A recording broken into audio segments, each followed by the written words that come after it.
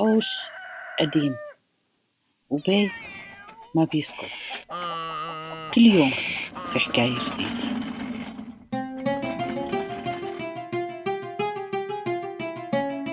حكايتنا اليوم الصاروخ. أبو العزم نص قاعد على التخت مسنود بثلاث مخدات وكأنه عم يبني لنفسه عرش صغير فوق الفرشة. بيسمع صوت طرق على الباب. بعد شوي بيفوت أبو فريد لابس قميص مرتب وعطر واصل قبل ما يوصل هو، بإيده شي ملفوف بورق ملون كأنه جاي يعيد بالعيد. قعد جنب التخت وإيديه بلشت تفرك بعضها. أبو العزم عم يراقبه، بعدين ابتسم ابتسامة فيها كل خبز الدنيا. قال له: لك يا زلمة، من وقت ما فت وانت عم تفرك بإيديك كأنك جاي تبيعني ساعة أو أرض بالتقسيط. احكي شو عندك قبل ما أروح أتوقع لحالي وأطلع غلطان. أبو فريد ضحك، بعدين صار صوته أنحف. قال له: لك إيه، خلاص عاد، خلاص تغشم حالك، نسيت موضوع فوزية يعني؟ أبو العزم رفع حواجبه لتحت شعره تقريبا. قال له: ليك أنت وين وأنا وين؟ أنت لسه على الموضوع؟ قال له: بعرف مو وقته وخجلان منك، بس ما بدي البنت تروح من إيدي. هز راسه أبو العزم وهو عم يعدل المخدة ورا ظهره كأنه عم يرتب مستقبله. قال له: لا تخاف، لا من إيدك ولا من رجلك، كرمال إما ما حدا عم يقرب يطلبها للبنت، محمية أحسن من بنك. بهاللحظة فاتت أم سطيف حاملة تياب أبو العزم مغسولين منشفين ومرتبين فوق بعضهم مثل تياب العروس. أول ما شاف أبو العزم طلع على القميص، هو فوق كومة الغسيل، وجهه تغير كأنه شاف جثة. إيده طارت لحالها، جاب القميص مد إيده على جيبته فتشه، لقت جيبي فاضية. حاول يقوم والمخدات وقعت وراه مثل حجار دومينو. مد إيده على باقي التياب نكشون وبصوت مرعوب قال لها: أنتي شو عملتي؟ قالت له: شو عملت؟ قال لها: غسلتيهم. قالت له: إيه غسلتهم، شو بدي أعمل فيهم؟ ازرعهم بالحديقة؟ أبو العزم على صوته أكتر، قال له: ولك ليش ما سألتيني؟ كان في شي بالجياب. طلعت فيه أم سطيف، ضحكت ضحكة صغيرة بس فيها كل تعب السنين. قالت له: ليش كان فيك نفس لأسألك؟ وبدك استأذنك قبل ما أغسل لك تيابك كمان؟ صحيح والله ما بتستحي، بدك كمان أسألك قبل ما أطبخ لك؟ أبو العزم رجع يفتش بالجيوب بسرعة مجنونة وهو عم يبرطم، عم بيقول: وينها؟ كانت هون، وينها؟ يا رب تكون من الجيب التاني، يا رب هون. رفع راسه فجأة، طلع عليها عيونه حمرة. قال لها: فتشت الجيب قبل ما تغسليه؟ متأكدة ما كان في شي؟ قالت له وهي مضيقة عيونها: شو يعني؟ شو قصدك بالضبط؟ حس إنه زودها، رجع رفع صوته شوي قال لها: في شي كان بجيبة القميص، شي خاص فيي، مو مصاري، شي خاص فيي. بس أم سطيف فهمتها بطريقتها ونبرتها صارت باردة شوي.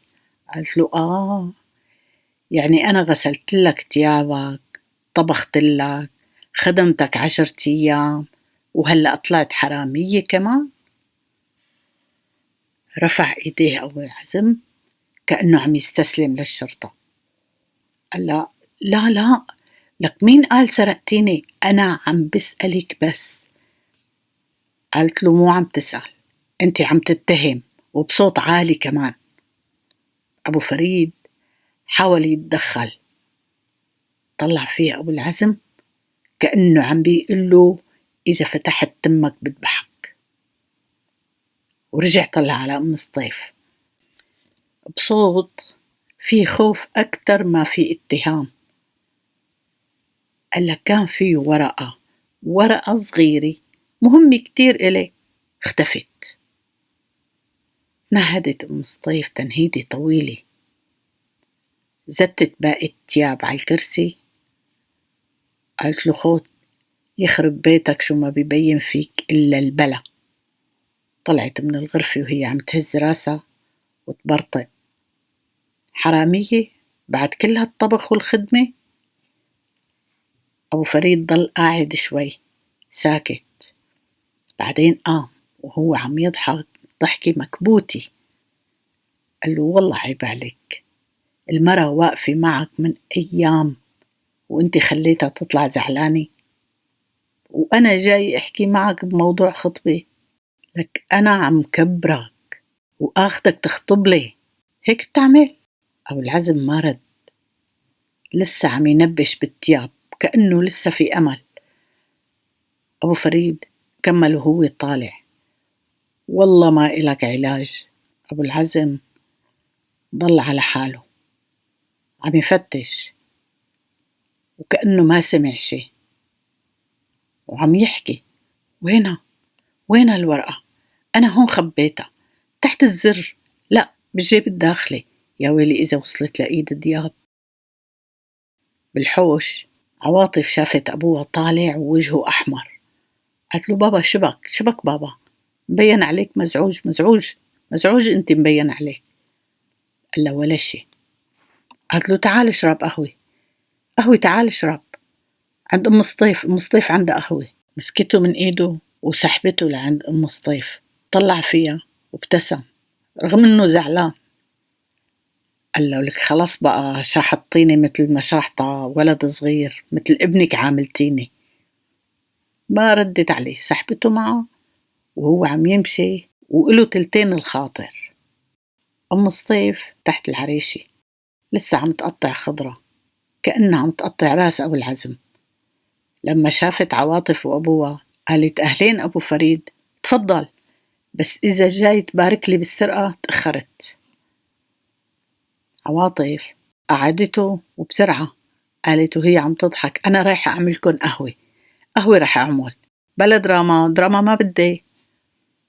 أبو فريد قعد محرج شوي، قال له والله الزلمة بيخجل، لسانه سابق عقله. أنا كنت جاي لعنده بشغلة تانية، كنا متفقين نجي سوا لعندك، بس الظرف شايفة كيف صار. وأخذ نفس عميق كأنه رايح يغوص. قال لا كنت بدي. قالت له خير أبو فريد خير. قال لك كنت بدي أطلب إيد فوزية إذا ما عندك مانع. تفاجأت أم سطيف، رفعت عيونها طلعت عليه، سكتت شوي، بعدين ابتسمت ابتسامة هيك بطيئة. قالت له يا أبو فريد منعرفك وما منعرف عنك إلا كل الخير، أهلا وسهلا فيك، بس القرار عند فوزية. أبو فريد ابتسم ومبين عليه خجلان شوي. قال لا حقا هذا حقا. قالت له خليني أحكي معه وبكرة بردلك خبر، واللي فيه الخير الله يقدمه. المساء بالحوش سطيف عم يتمرجح بمرجوحته وعم يغني أغنية ما إلها لحن. فجأة لمح الورقة على الأرض، ركض مسكها قلبها، ما فهم منها ولا حرف. قعد على الأرض وبلش يطوي طرف ورا طرف، وشوي شوي صارت الورقة صاروخ حربي. رماها بقوة، طارت مترين ووقعت. ركض جابها وهو عم يصرخ صفارة إنذار ارميها مرة تانية، الرمية الثانية. بهاللحظة رجع دياب من الشغل تعبان ومغبر مثل العادي، لدرجة إنه الغبرة صارت جزء من لون بشرته. فات على الحوش بنفس الثانية، صاروخ الورق وقع جنب رجله بالضبط. انحنى، مسكه ورفعه وزته للصيف وهو عم يضحك. قال له والله إنك رايق يا معلم، بس عجبتني الفكرة. منين جبت المواد الأولية؟ سطيف شال الصاروخ رماله إياه وهو حاسس بالفخر.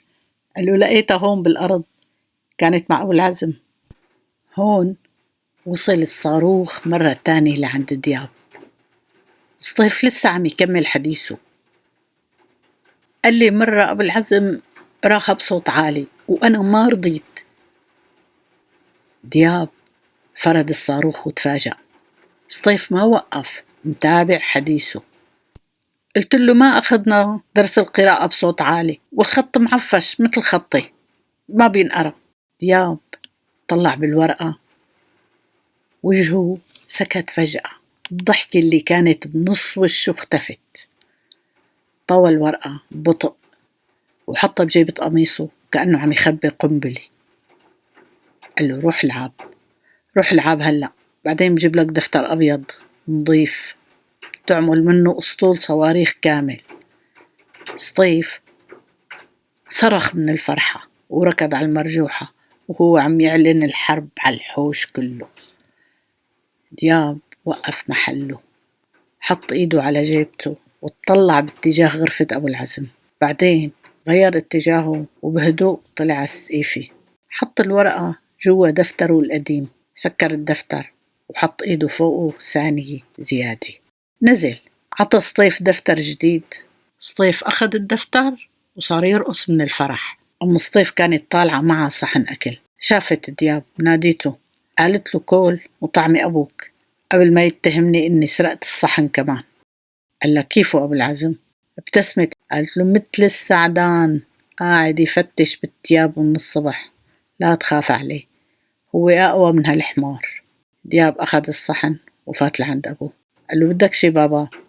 أبو العزم طلع فيه لحظة، سكت فيها كل شي. بعدين قال بصوت واطي كأنه عم يمثل إنه تعبان من كل شي. قال له لا، روح ارتاح ابني. دياب استغرب أكتر من اللازم. قال له متأكد ما بدك ساعدك بشي؟ أبو العزم طلع فيه، هز راسه. قال له ايه متأكد، روح. قال له طيب تصبح على خير. قال له انت من أهله. مشي دياب. أبو العزم ضل عم يتطلع على الباب لحد ما اختفى ابنه. بعدين رجع للقميص وبلش يفتش من جديد كأنه للمرة الألف لسه متأمل. بسقيفي دياب قعد على طرف تخته، طلع الورقة، فتحها، قراها مرة تانية وحطها بجيبته، وابتسم ابتسامة صغيرة تعبانة. برا أبو العزم لسه عم يقلب الجيوب، أما دياب طفى الضوء ونام.